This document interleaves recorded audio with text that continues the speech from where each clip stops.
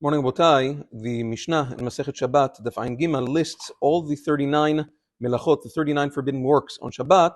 The first of which the Mishnah says is Melechet Zoreya, the melacha of planting or sowing. Now, this melacha is not only when you take a seed and you put it in the ground, but included in this melacha is anything that you do to benefit the growth of things that grow from the ground. For instance, watering, pruning, all these things are considered part of the overall melacha of planting of Zoreya.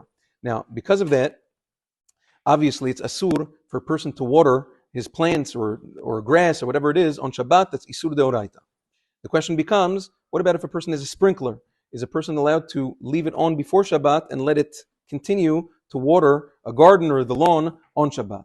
So Maran Zichron Livracha discusses this, and he says, any melacha that we have on Shabbat, in general, there are a few exceptions to the rule, but in general, any melacha that we speak about, that the Chachamim bring down, that the Torah means, the 39 melachot, are only asur to be done on Shabbat.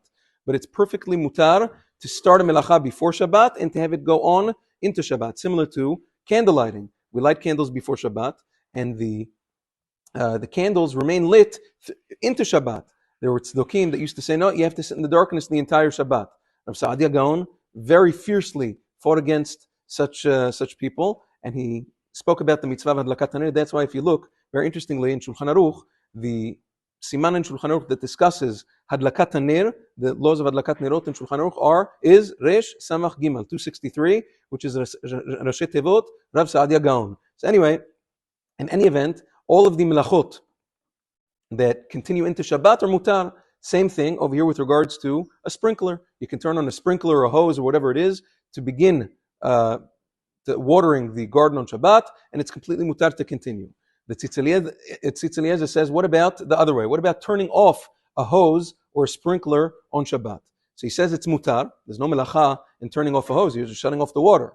But he says an interesting thing.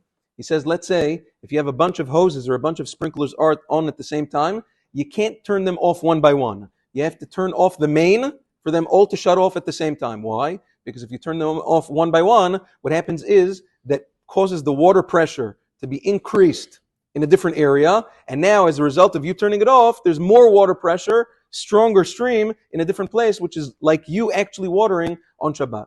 Maran Zichron Livracha brings down this Tzitz Eliezer, and he disagrees. He says, no, it's completely mutar to turn off the hoses or the sprinklers one by one on Shabbat, and the reason for that is, he says, is because at the time that you turn it off, it's already either the lawn or the garden is already sufficiently watered. Once it's fully saturated, once it's completely watered, there's no isur to water it anymore. That's why the halacha is, let's say it just rained a lot and the ground is fully saturated, everything's wet, and now you go and water the grass or you water plants on Shabbat. There's no isur. Not saying you should do that, but there's no isur over there because the ground is already watered. Same thing over here. By the time you turn it off, it's already watered, and therefore is no isur, says Maran Zichron Livracha, to turn off the hoses one by one on Shabbat itself. Have a wonderful day.